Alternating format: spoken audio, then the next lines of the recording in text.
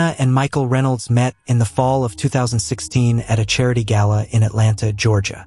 She was a rising fashion designer, creative, outspoken, the kind of person who made everyone around her feel alive. He was a successful architect, polished, confident, and driven. They were opposites that made sense together. Hannah's world was color and spontaneity. Michael's was structure and precision. Friends joked that he grounded her, while she gave him light. Within a year, they moved into a sleek modern home in Buckhead, one of Atlanta's most affluent neighborhoods. They threw rooftop parties, traveled often, and posted countless photos. Always smiling, always perfect. By 2020, Hannah's clothing line had been featured. They were the couple everyone envied. Beautiful, successful, and completely in love. The kind of pair that made people believe in fairy tales again.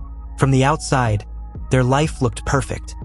A dream home, thriving careers, and plans to start a family. But behind those Instagram smiles and dinner party laughter was something darker. A slow, quiet storm brewing behind closed doors. And when it finally broke, the world saw just how deadly a love story could become. Welcome to Voice of Crimes. Today's story is the couple everyone envied, until their love story turned deadly. Let me know where you're watching from. And don't forget to subscribe for more stories that reveal the truth behind the smiles. In a local fashion magazine, and Michael's firm had just landed a contract for a major downtown skyscraper. They were, as friends said, the couple you wanted to be, but perfection is often a mask. And underneath it, something was beginning to crack. First, no one noticed. It started small. Michael asking Hannah not to attend certain events, or insisting on handling her business finances for convenience. Then it became more visible.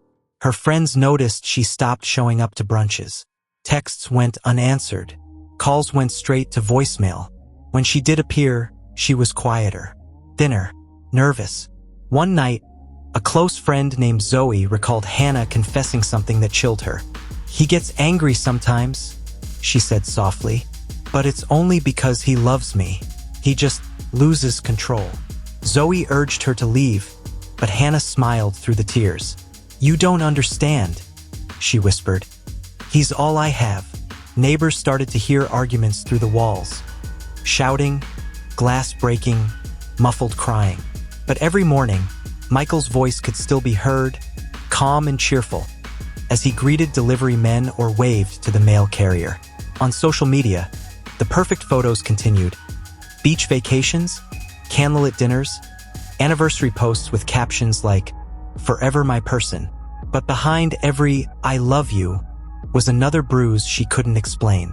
It was a Friday night in October 2022, their wedding anniversary. Friends later said Hannah had planned a small dinner at home, hoping it would ease the growing tension between them. The table was set for 2 candles, her favorite red wine, soft jazz playing in the background. Around 8:30 p.m., a neighbor heard raised voices, then a crash. At 9:12, a sound that would haunt them forever.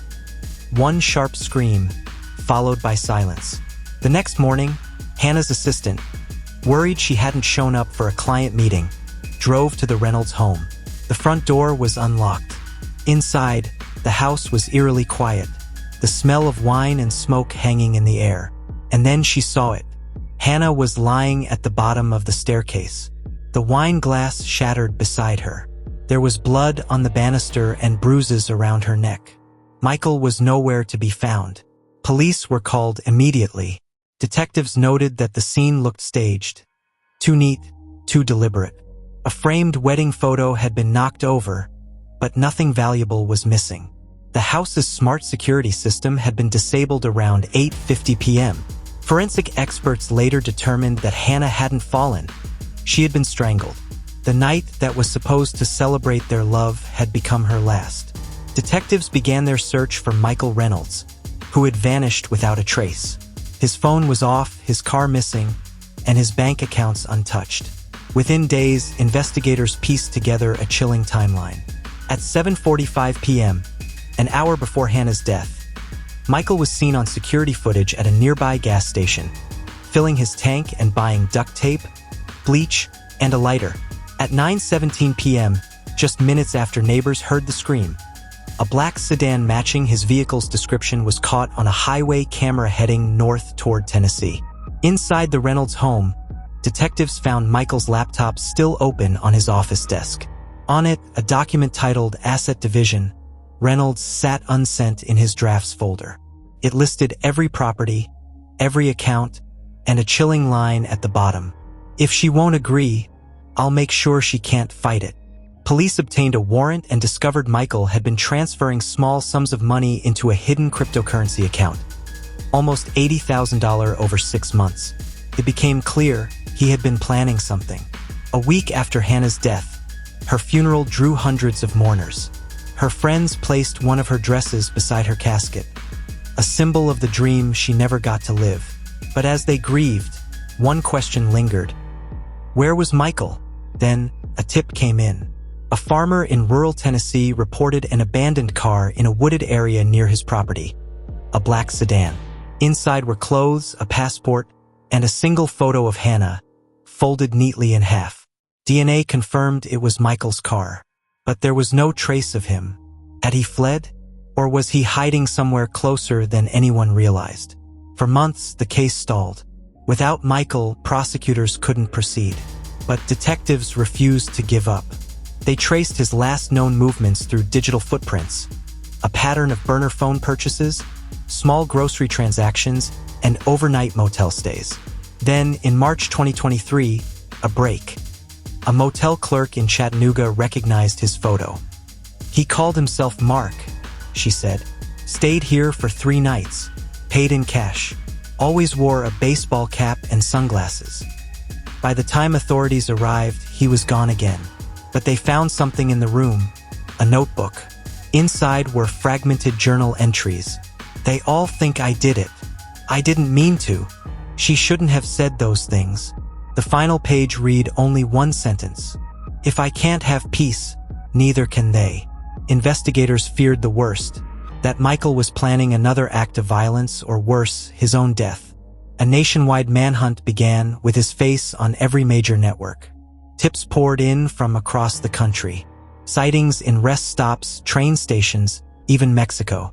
But each lead ended the same way, empty.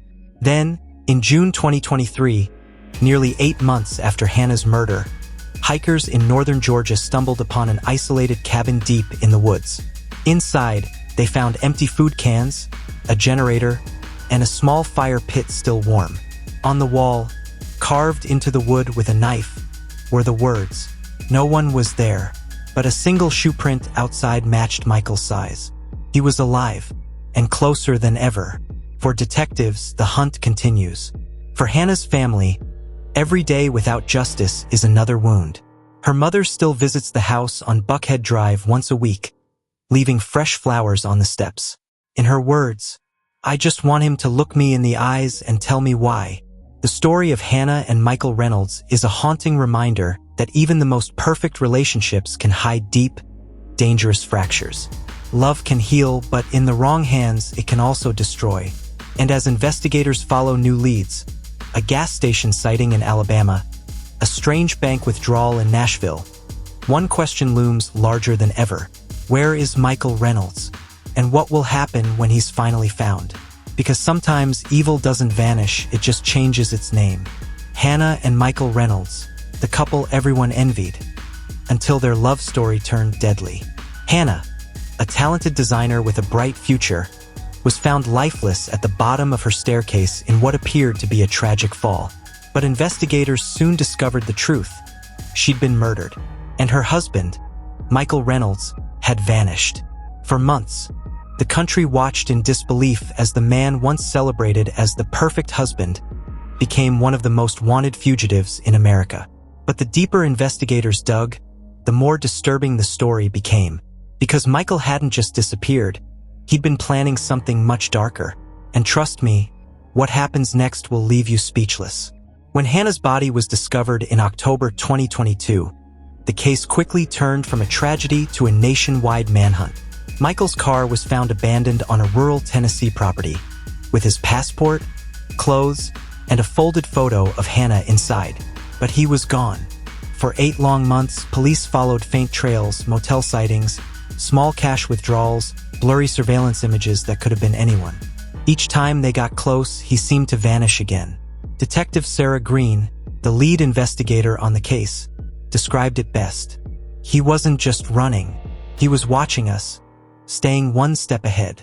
But that all changed when the notebook surfaced, the one Michael left behind in a Chattanooga motel room. The scrawled words inside offered a window into a disturbed mind. "They all think I did it. I didn't mean to. She shouldn't have said those things." And then the most chilling line of all, "If I can't have peace, neither can they." Those words sent a shockwave through the department. Detectives feared Michael wasn't just hiding. He was plotting revenge. Over the next several months, law enforcement pieced together a series of sightings across the Southeast. November 2022. A gas station clerk in Alabama swore she sold a man resembling Michael a prepaid phone and instant ramen. January 2023. Security footage from a Greyhound terminal in Nashville caught a man wearing a baseball cap and hoodie, buying a ticket under the name Mark Reynolds. February 2023. A hiker in Georgia spotted a bearded man camping near the Chattahoochee National Forest, muttering to himself and avoiding people. Each sighting was credible. Each pointed to the same pattern: Michael was alive and moving constantly. Then came the discovery in June 2023, the remote cabin deep in the Georgia woods. Inside, police found evidence of recent habitation. Canned food, hand tools, and those haunting words carved into the wall. A nearby footprint matched Michael's size and tread pattern. The FBI officially joined the investigation, classifying Michael Reynolds as armed and dangerous. Detective Green's team began studying his psychology, trying to predict his next move. What they found changed everything. Criminal profilers determined Michael was exhibiting signs of narcissistic control and delusional thinking. His journal suggested he saw himself not as a killer, but as a wronged man seeking justice. He believed Hannah had betrayed him, not just emotionally, but publicly. Old text messages between them painted a chilling picture. "You ruined everything," he once wrote. "If I lose my life, you lose yours too." To him, the murder wasn't the end. It was the beginning of a twisted crusade to reclaim control. Agents theorized that Michael wasn't done running. He wanted to be found, but on his terms. That's when the first coded letter arrived. In late July 2023, a small padded envelope was delivered to the offices of Channel 11 News in Atlanta. It had no return address, but inside was a single sheet of paper. On it, neatly typed, were just 4 lines. "The truth isn't what they told you. She lied first. I'll come home when the lies stop. Mr." Attached was a photograph, a grainy image of what looked like a mountain trail, surrounded by dense pine trees. The note was forwarded to police. Forensic analysis confirmed the fingerprints on the letter belonged to Michael Reynolds. The photo, investigators discovered, matched a location in Pisgah National Forest, North Carolina. And that's where the hunt began.